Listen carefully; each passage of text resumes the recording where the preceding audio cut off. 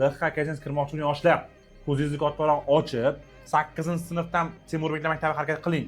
Eng saralanib o'tadi. Prezident xavfsizlik xizmati xodimi bo'lishi mumkin. Ulguraman degan tushuncha bor, eng xato narsa mana shu. Yo'q, bu fikrga umuman qo'shilmayman. Nimaga? Xalqaro fan olimpiadalarida birinchi o'rinni olgan. Keyingisi 100 metr yugurish, bu oxirgi o'tishi 14 sekund. Agar siz 189 ball to'plasangiz kirasiz. Bunda bo'y nisbati 170 dan yuqori. O'zbekiston tarixi, ingliz tili, matematika, ona tili. Yana bir bor qaytaraman. Agar siz ushbu sohani tanlagan bo'lsangiz, siz uchun eng zo'r sinf, ya'ni yosh 8-sinfdan boshlanadi. Mudofaa bo'limlari orqali amalga oshirilib, ularning imtihonlari o'sha umumiy oxirida bo'ladi, lekin hujjat topshirishi o'sha Harbiy xavfsizlik mudofaa universiteti o'qish joyi ichida sertifikatlar barchasi o'tadi. Bo'y nisbati 170 dan yuqori bo'lgan.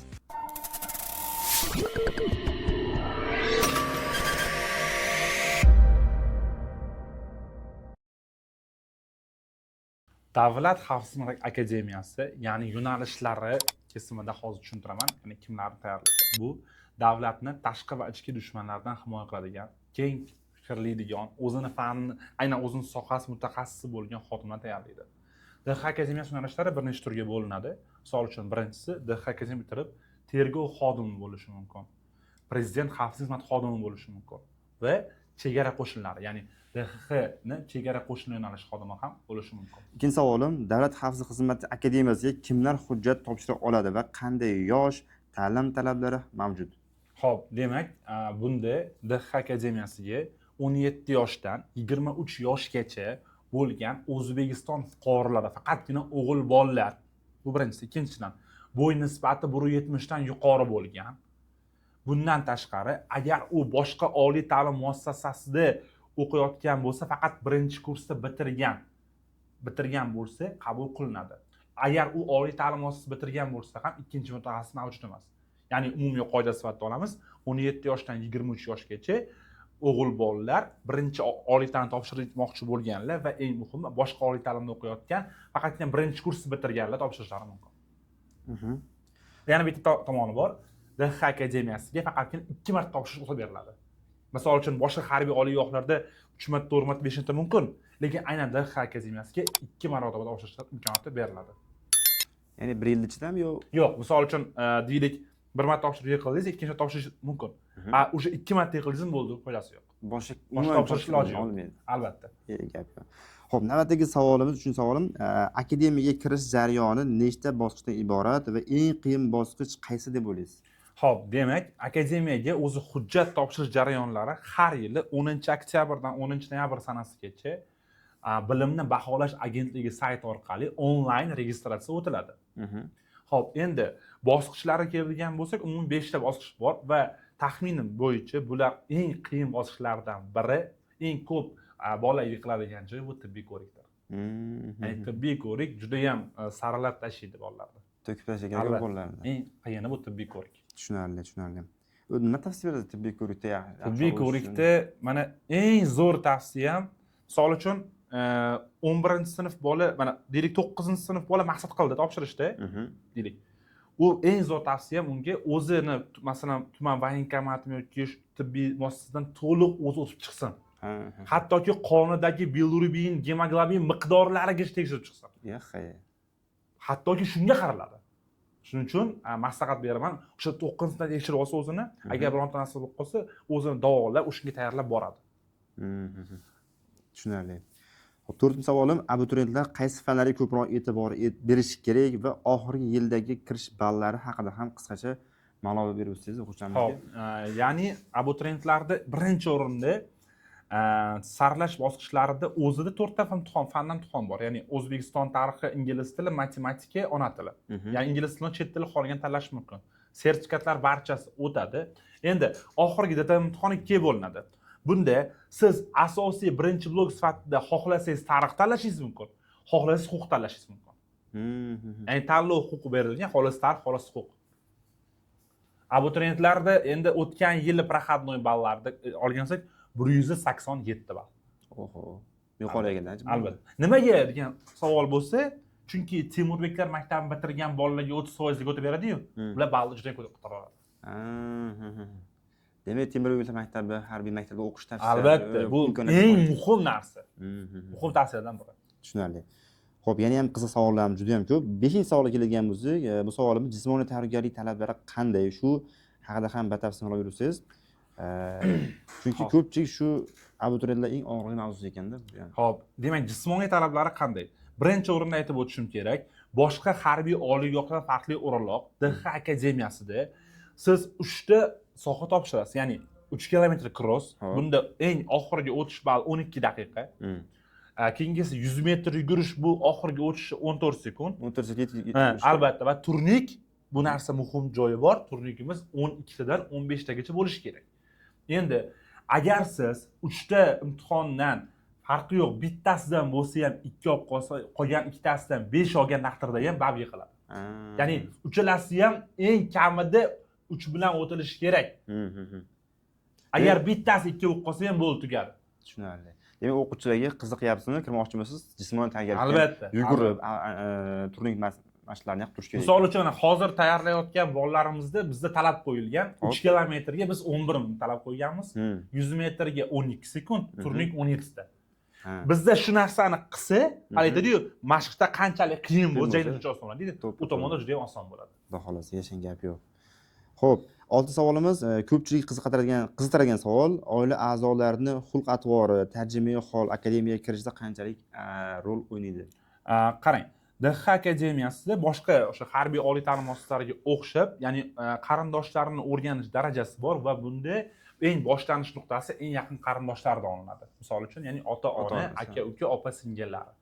Undan keyin o'sha qanaqadir darajaga chiqishi mumkin. Misol uchun, hozirgi kunda deylik, ota-onasini aka-uka, opa-singillari o'rganilishi mumkin. Ota-onasinikini. Aka-uka, ular farzandlari uchun muhim emas. Aynan shu darajagacha o'rganiladi bu narsa. Demak, turmush opasini, turmush o'rtog'ini ham deyapsizmi hozir? Yo'q. Yo'q. Turmush o'rtoqlari u masalan to'g'ri hujjatlar yig'ilishda bor, lekin u darajada qaraladi albatta, lekin muhimlik darajasi baribir eng yaqin qarindosh birinchi o'rinda. Yana bir narsa, shu borada juda ko'pchilik savol beradi. Shohruh aka, ota-onam chetda ishlab kelgan yoki o'zim chiqib kelganman chetda, unda qanaqa qaraladi degan savol bor. Bunda agar siz qonuniy o'sha hujjatlar orqali ota-ona ishlagan bo'lsa chetda yoki chiqib kelgan bo'lsa, buni ahamiyati yo'q. Bo'laveradi. Ya'ni misol uchun, deylik otasi Rossiyada ishlagan, lekin talon hamma narsa ish joyi hamma yo'g'i bor, buni ahamiyati bo'lmaydi. Noqonuniy ishga chiqib albatta, xuddi qolishi shu narsa bo'lishi mumkin. Zo'r gap yo'q. Endi bu ham xavfsizlik tomonlama muhim. Albatta, bu narsa tekshiriladi. Zo'r. Xo'p, 7-savolimiz, bu akademiyaga ligota bilan yoki imtiyoz asosida kirsa bo'ladimi? DX akademiyasiga kirgunimgacha qayerlarda o'qishni tavsiya berasiz bizga? Xo'p, demak, DX akademiyasiga qaysi ligota o'tadi? Shundan boshlaylik birinchisi. Ota-onasi harbiy bo'lsa, harbiyning farzandlari. Ikkinchisi armiyaning ligotasi.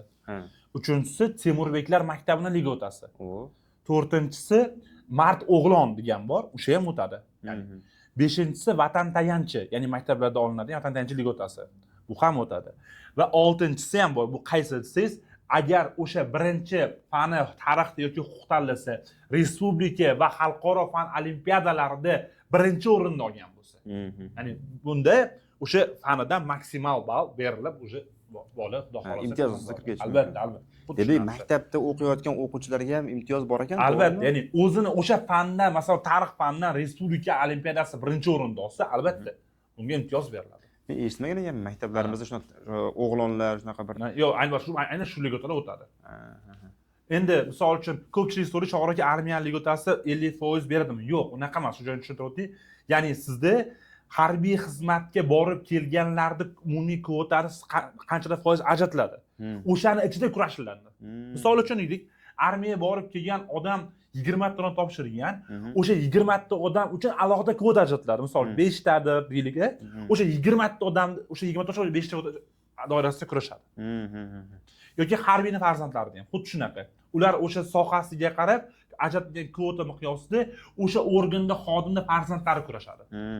Misol uchun ichki ishlar uchun 2 ta joy berilgan bo'lsa, 2 ta joy uchun respublika bo'yicha ichki ishlar organi xodim farzandlari kurashadi.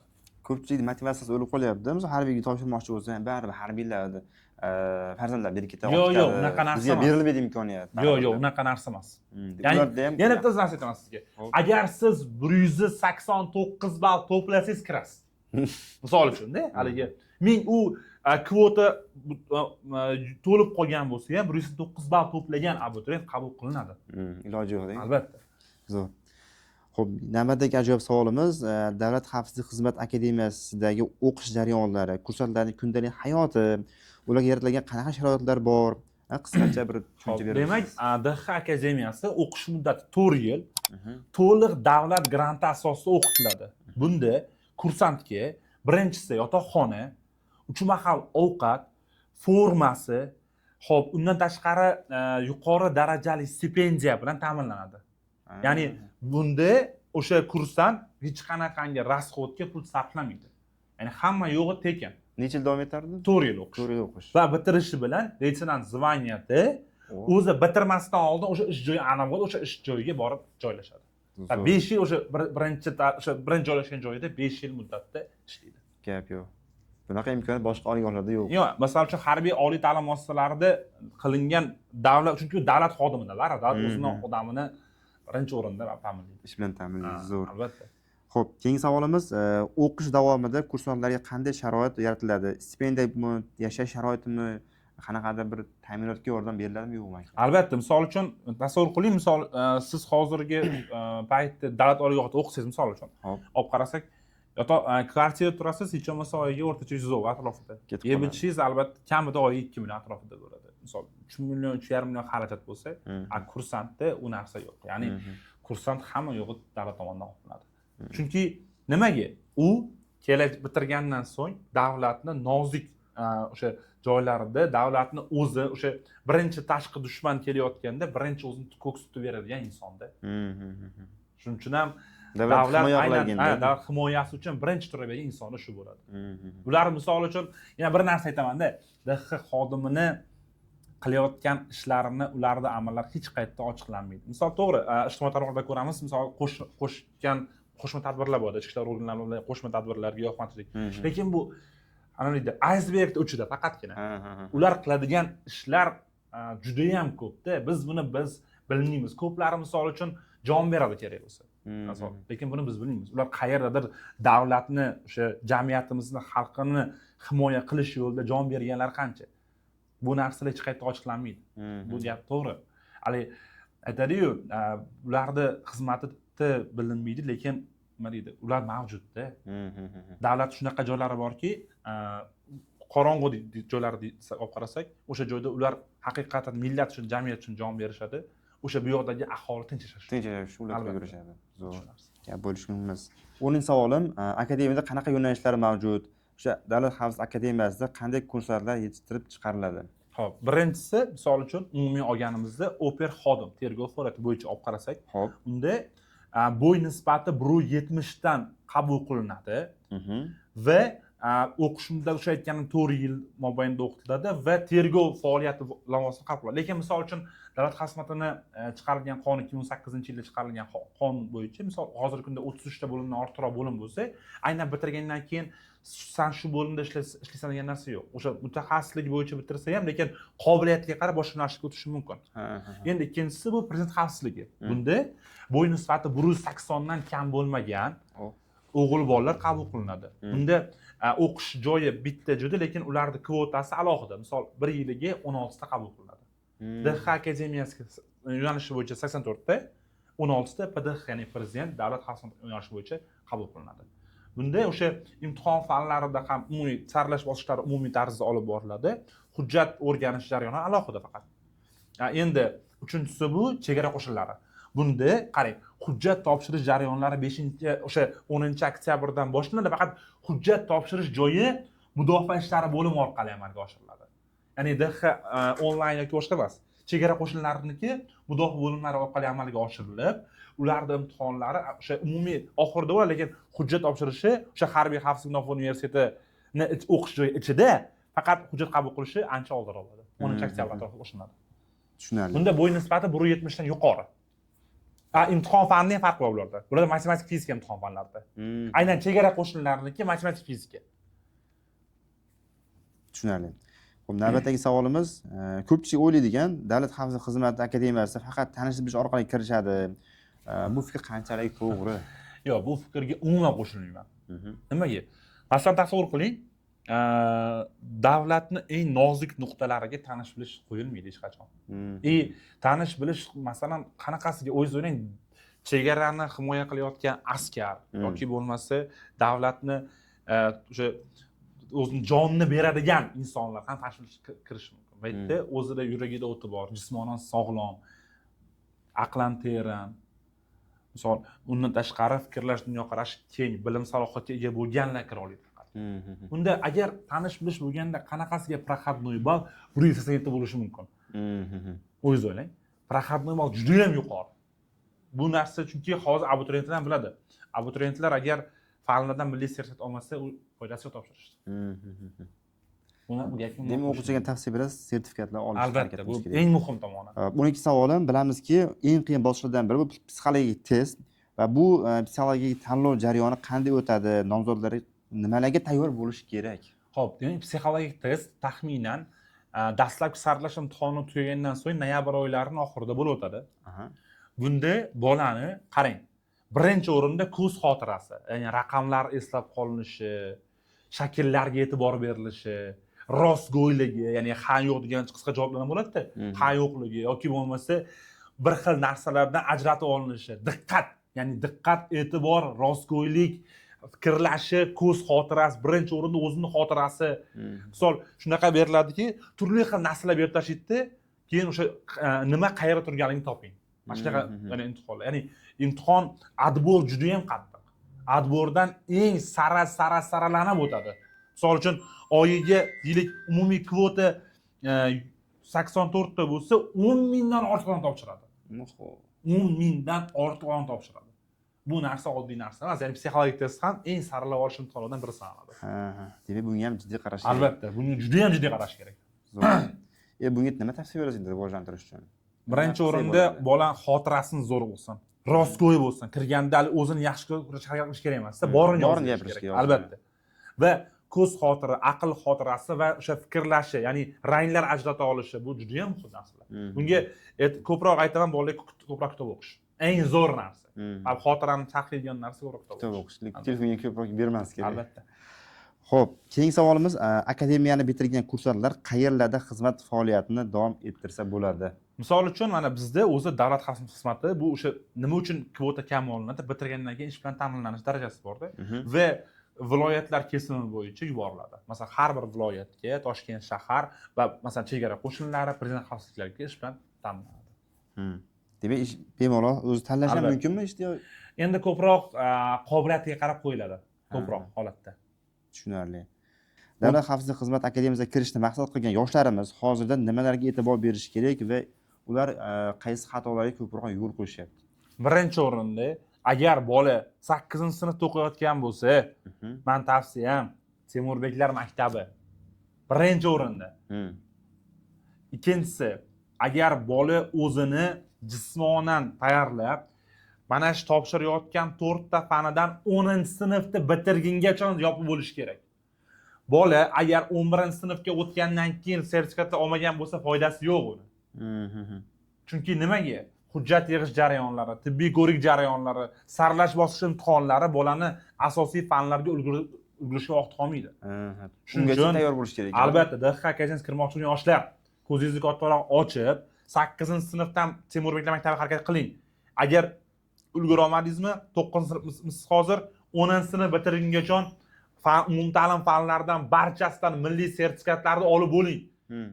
Agar siz ola olmadingizmi, 11-sinfda juda ulgurishingiz qiyin bo'ladi.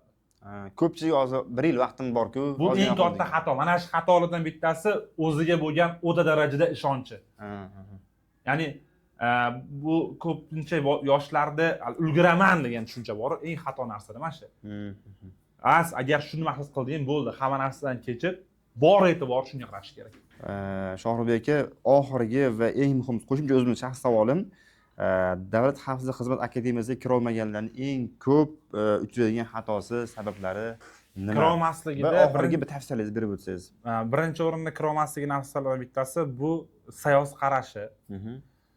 Temurbeklar maktabiga kirmaganligi ham ko'pincha sabab bo'lib qoladi. Misol uchun, chunki ball yuqorida baribir. Uchinchisi, milliy sertifikatlarni olmaganligi, harakat qilmaganligi. To'rtinchisi, u qarorda oxirida qolishida. Endi kiraman. Misol uchun, agar xavfsizlik xodimi bo'lmoqchimisan, eng maqbul yosh bu 8-sinf. Endi shu o'rinda aytib o'tsangiz, sertifikatlarni olish uchun qaysi fanlarda o'qish kerak va necha oyda olsa bo'ladi? Xo'p, misol uchun eng muhimi tarix, chet tili, matematika, ona tili. Tarixga o'rtacha hisob 9 oy vaqt ketadi. Chet tili ham xuddi shunaqa 9 oy atrofida. Matematika, ona tili va majburiy fan bo'lgani uchun 2-2,5 oyda bemalol olish mumkin. Olsa bo'ladi. Albatta. Gap yo'q. Sho'ribek aka, shu o'rinda yana savol tug'iladi.